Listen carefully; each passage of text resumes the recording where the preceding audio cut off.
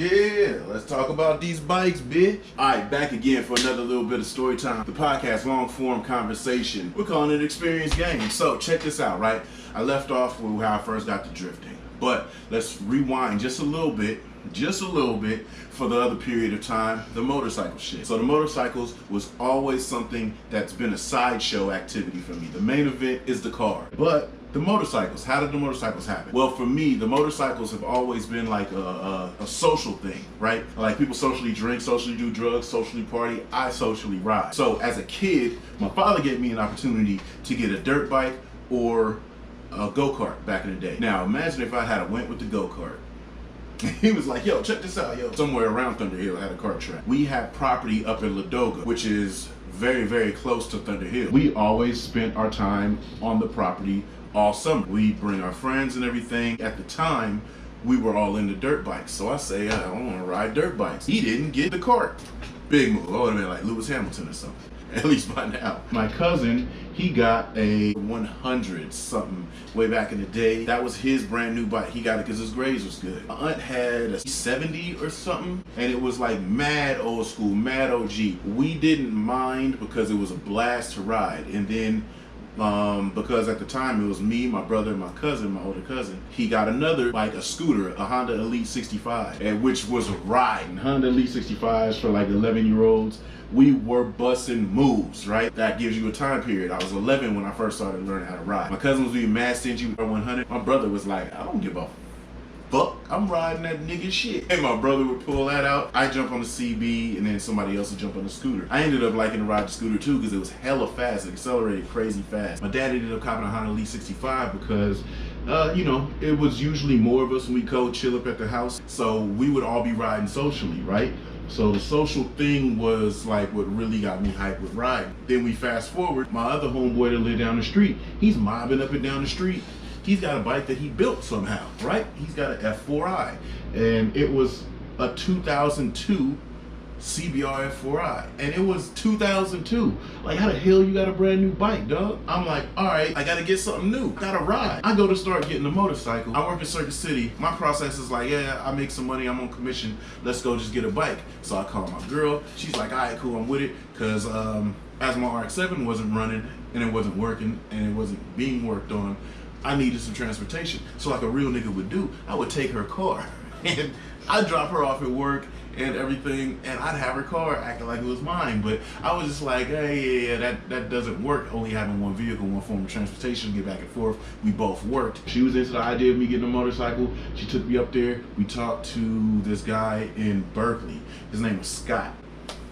Scott was a dick. When you have money to spend, even if you want the product all the way deep down in your soul, somebody treats you like shit, you don't spend money with them. So I left. No matter how bad I wanted this bike, I left. We got on the fucking computer. I'm checking out where's other Yamaha dealerships. I'm not breaking bread with dude. Found another dealership. Few cities out, Concord. Yamaha of Galindo. Baby, let's try it again. She picks me up from work. We mob over there. We're walking into this place, and it was way different than Berkeley. Berkeley's like a warehouse with a front window. Dark in there.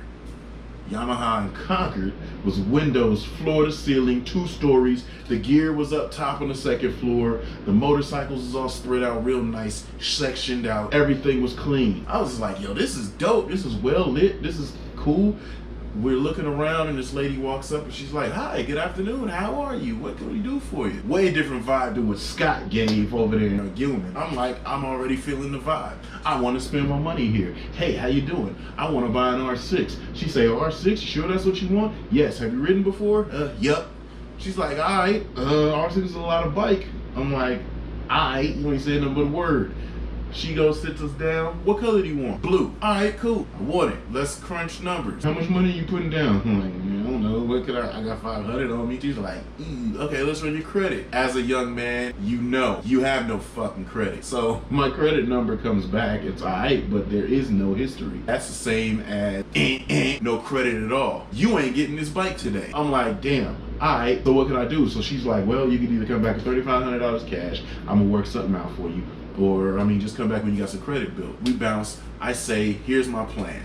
I'm going to work for $3,500 cash because I work on commission. I got to get this bread and I want this bike, right? Second off, I work in Circuit City. I could easily apply for the Circuit City credit card and get it because I'm an employee. Loophole 101. Boom, I get the credit card, make a couple little swipes, pay it off. But as I'm doing that, I work commission and I worked in the car audio install.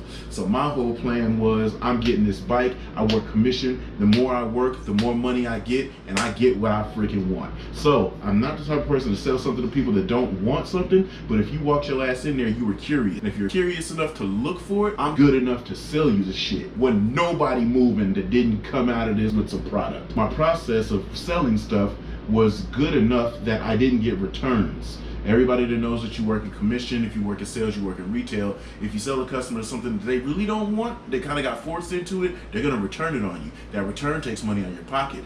Luckily for me, I still listen to the people, even though in my head I was being a shark, and I'm like, you buying something from me today, on God. I was making the sales happen, but I was making the sales happen in a way that was what they wanted. Their curiosity led me to know what they were looking for, and I sold it to them.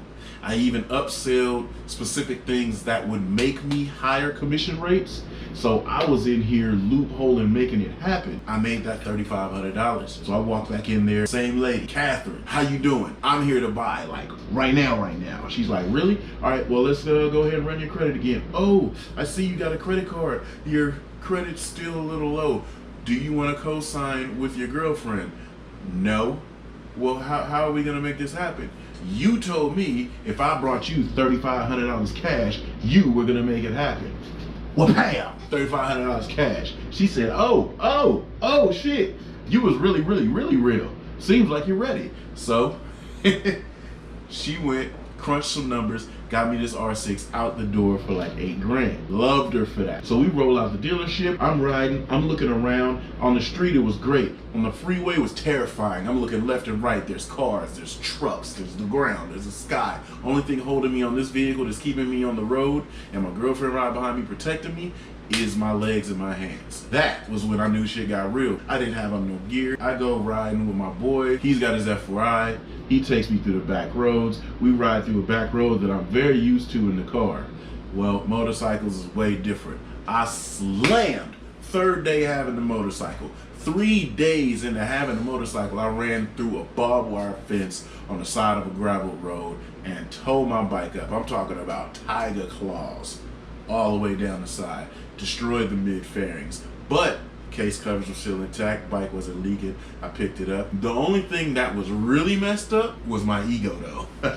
My ego was tarnished. My spirit was real low. I was now a sucker because I just dumped my damn brand new ass, super capable R6 that was way better than anything my other homeboys was riding, but I wasn't better. Slam, ego, reality check.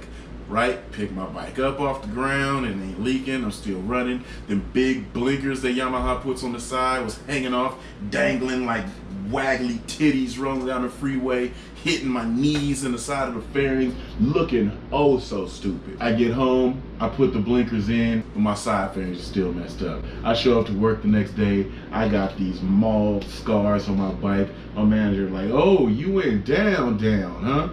I was like, yeah, man, unfortunately. But he's a cool dude. I'm talking gauges, mohawks, little famous stars and straps, little white dude. He'd already rode, he was riding Jixers or something too, and he's like, yo, let's fix your bike. I'm like, how do we do that?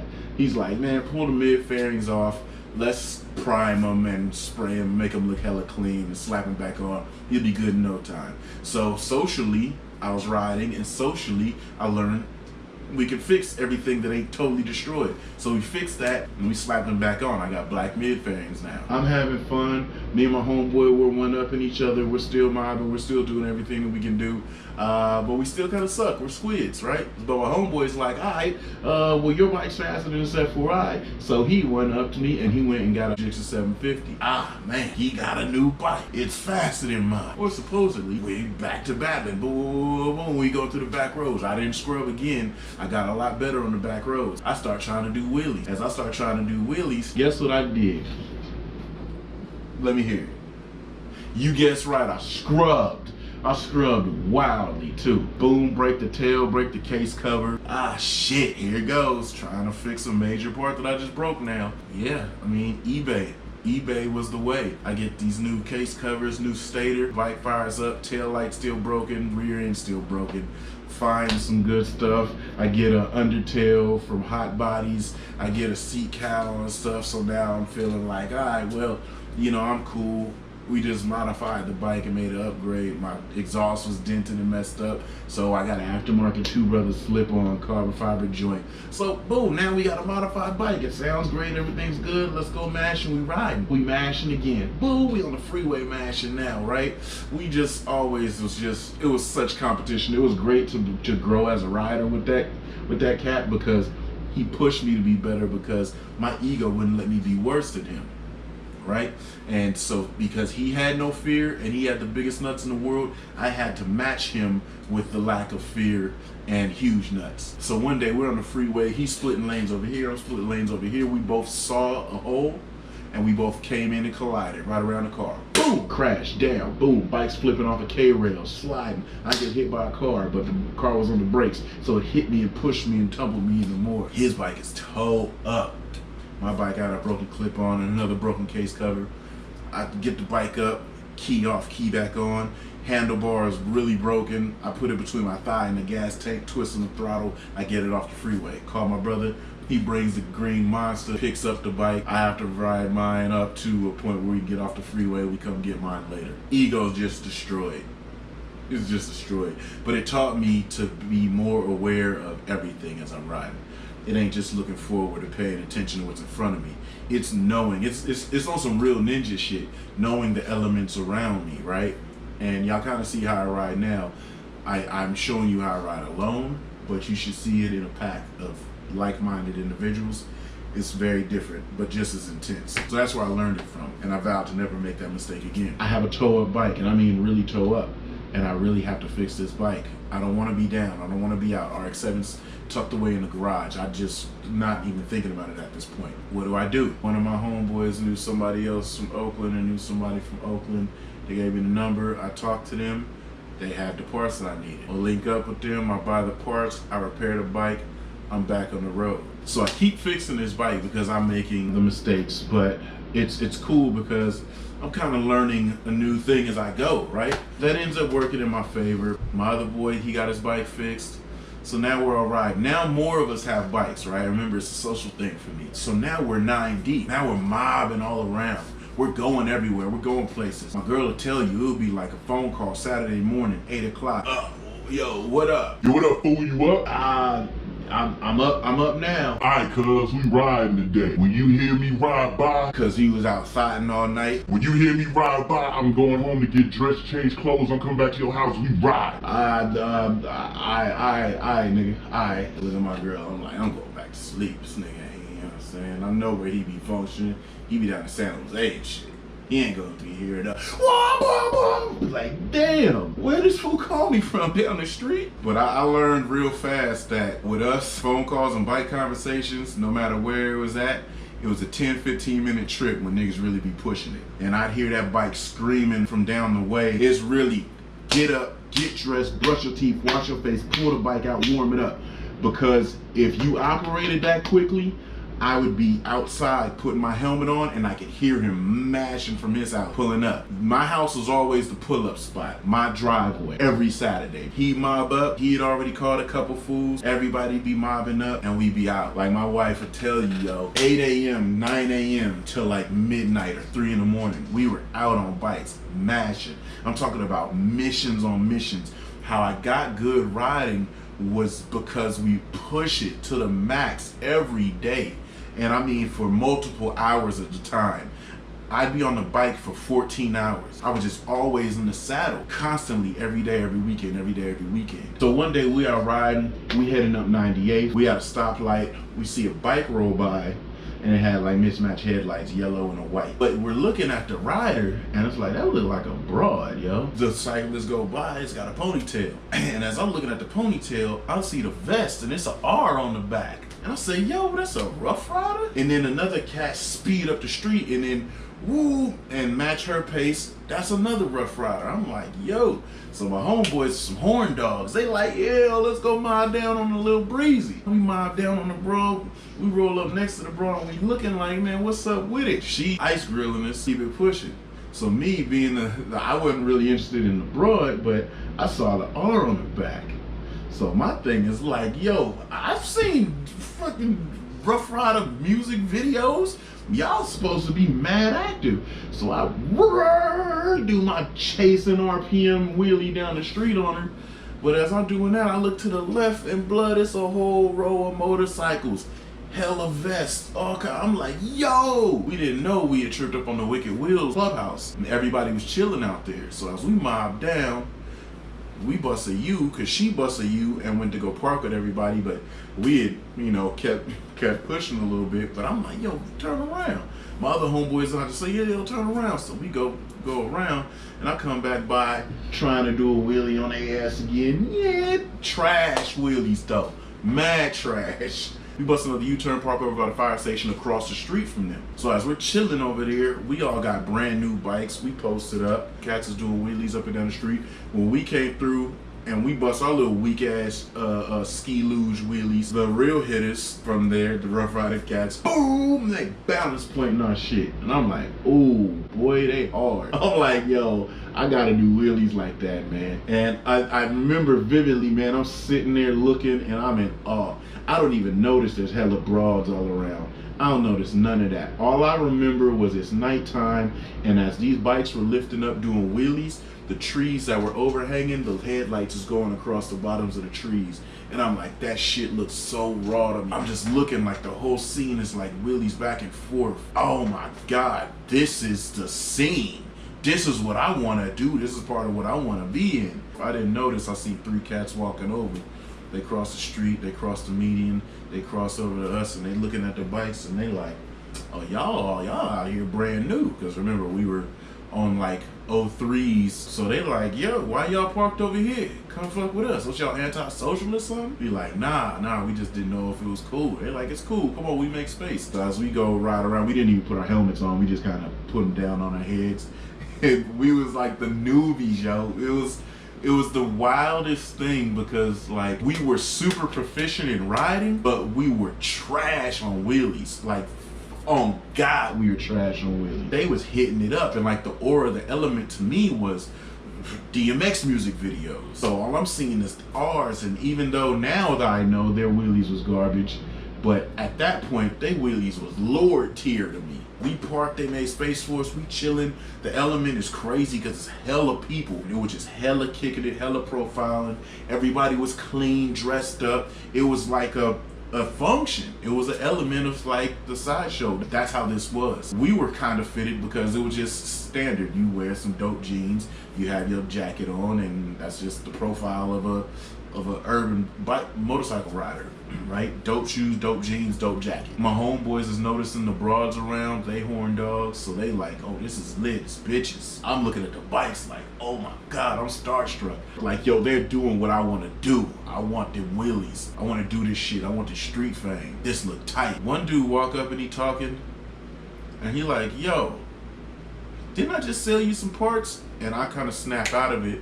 And I look, oh yeah, what's up? This is the cat that sold me some parts that I just put on. I clap my bike. I'm like, oh yeah, you see me, we good now. Whoop, whoop. He like, that's what's up, you know what I mean? He said, them wheelies was garbage though. And he said, I see why you backed. I'm like, oh. Yeah, my shit trash, but you know what I'm saying, it's all good. They're talking, they're like, yo, you ever thought about joining a bike club? Nah, nigga, we roll just for fun. You see how deep we are on our own. We go hit back roads and we do this and that. They're like, yeah, that's cute, whatever. If y'all ever thought about joining a bike club, you know what I'm saying, roll with the outlaws, you know what I'm saying, we do what we want, whoop. And I'm like, yeah, that's what's up, but whatever. Like, I'm cool with content with what we do, you know. That night gets cut short. I'm thinking more about wheelies. I'm riding around, we meet up with a whole bunch of people on Giant Highway.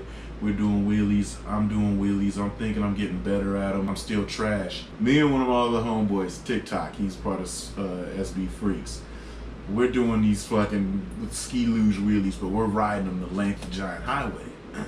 So as we're down here hella deep, we're just back and forth, back and forth. It's like 20 cats on bikes. Everybody's wheeling back and forth. And I'm hype, I'm feeling myself. I've had a few balance point wheelies where I'm not using any throttle input. I'm feeling like the man. But as me and TikTok Carlos get our wheelies set down and go through the intersection to make a U-turn to come back, we notice that police are sitting down there and they're just watching us. So we mob back down the street. We like, yo, the police is down there. And they like, what? We like, yeah, the police is right down the street. Somebody comes down there with us and we like, see he right there.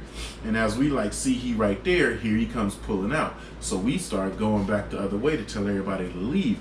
But I was so cocky, I go do a wheelie in front of the cop and I'm riding this wheelie for a minute. It was cool and I got so comfortable, I didn't realize that I was getting back further and further until it got to the point where I clipped throttle. The bike is like, ooh, all she wrote, cuz, shoes flying off, wallet flying out my pocket, and I was riding this thing, right? This was like a third gear joint, probably about 70, 80 miles an hour. I flipped my ass to the moon. Bike flying everywhere. Police pull up on me. Look, you need EMS? My nigga, the amount of trouble I thought I was in, I'm sitting there like, no sir, I'm okay. He like, alright.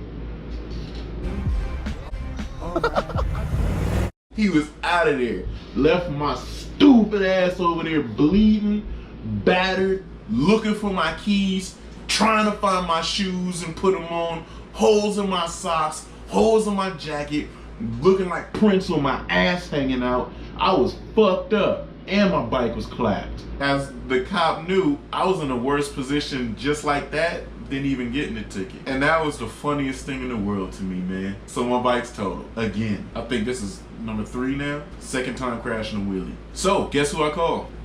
Cuz I got parts from. That's part of the Rough Riders. Yo, I clapped my bike. I was trying to do some wheelies to get better. Ah ha ha ha. You slammed. Yeah, I slammed. What's up? What you got for me? Oh, I got everything for you. Okay, well, can I get it? Yeah, but you gotta do something for me. Like, yeah, what I gotta do? Pay you? Yeah, $1,400. Your bike will be brand new. I got everything for you. But you gotta join Rough Riders. Pregnant paused in a bitch. I'm like, wait, what? You gotta join Rough Riders if I get you hooked up. Alright, okay. I was not trying to join Rough Riders. I had already said I wasn't trying to join Rough Riders when I told them when I saw them a couple weeks ago. So anyway, I needed my bike fixed. I wanted my bike fixed. Show up, give him $1,400.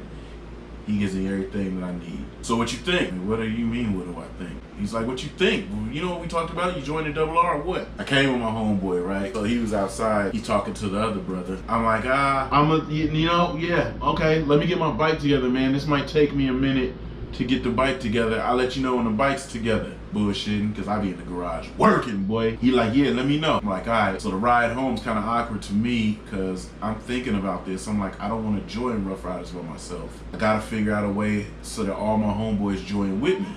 I tell everybody once we get back home, chilling the next weekend, everybody drops by the house, I'm putting my bike back together. I say, hey, yo, y'all know Rough Riders want us to join, right? They say, word? I say, yeah, the way we rolled up hella deep the other day, you know what I'm saying? They was fucking with us. They want us to join. What y'all think? Lying like a motherfucker.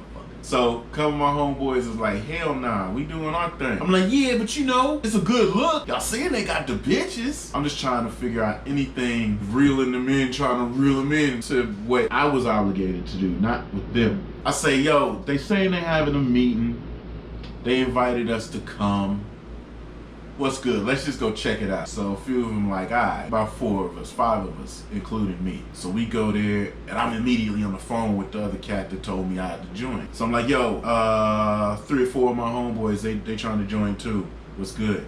All right, yeah, tell them come by the meeting. Cool. We mob by the meeting, yada, yada, yada. The rest is history. 5 of us become Rough Riders. We mobbing around, we doing Rough Rider shit. Immediately in the hood, that meant something. We was already busting moves, becoming the best riders we could be. When we started rocking that R, it got real different. Like real different. I didn't always wear my vest. I had the R on my windscreen or whatever. You know, my main thing was getting them wheelies down. We wheeling, my homeboy wheeling, everybody wheeling. We just practicing, getting better. it was just to the point where it was, wheelies was life. We still hit back roads, we still mash, but wheelies was life because that was the point that we had to get tight. We kind of changed the element up because as Rough Riders, we're doing community things, we're doing good, but as an outlaw group, we took that to heart. And y'all see the way I ride now, that's nothing compared to how I used to ride with my homeboys. I'm talking high speeds galore. It was like, it's literally, we riding, you pull up and blurping, we looking back like, but we got that R in our back. Wow! Out, high speeds everywhere. The rest of the chapter's doing that too, we burning it up. We started to get to the point where CHP and Oakland PD is contacting our presidents and everything, and they're like, yo, y'all better relax. Matter of fact, if we see a R on anybody's back, it's we on you. And it just got to the point where we'd just be riding on a Saturday, obeying all of the traffic laws, just cruising in the carpool about 60, 70 miles an hour. If we rolled past CHP, they were on us instantly with the lights on. So it just got to the point where it was high speed after high speed after high speed after high speed after high speed after high speed after high speed after high speed, and it just got to the point where we can't wear our vests no more, our jerseys. We can't look like Rough Riders. We had to take it off of our bikes because we couldn't move around at home. We couldn't move around nowhere. LA trips, Fresno, everything we shaking. But when we get home, we're like, most wanted. So things started moving around, started shaking a little different. We're riding on our own in the back roads. We're being really proficient back road riders, super fast. And we started getting to the point where we were kind of having a rift. They were calling us the Richmond chapter because we did things our own way and we moved as a unit. By this time we're 7 deep. We brought like a few more cats with us and we moved like this. Richmond chapter was doing it, right? We was always racing on the freeway, cannonballs from Walnut Creek to Richmond. I'm talking about full throttle, full speed for miles. We were showing up to bike nights, getting it lit. Me and my other partner rolling burnouts everywhere, wheelies everywhere. We was getting it cracking. And it was just to the point where, all right, we always representing where everybody at. Let's go hit these back roads. Everybody was kickstanding too much sitting in front of the club, too much socialing. We trying to socially ride. But as I realize how long we get in this conversation, we gonna cut that one right there. It's gonna be a part two. Part two, something that y'all didn't know. How did we break away from Rough Riders and roll with West Coast Connection? How did West Coast Connection's ideals and mentalities mixed with the Rough Rider ideals and mentalities start Riot Squad? Y'all didn't know that, huh? Riot Squad started from motorcycle shit because of our thought process and identity problems as to how we wanted to be and how we wanted to move around the motorcycle culture. Woohoo! And on that cliffhanger, I'm gonna give y'all 2 on this experience, and y'all gonna have to catch me on the next one. So yeah, that was the long form conversational podcast experience game. Thanks for hanging with me, man. I'm gonna check y'all out in 2.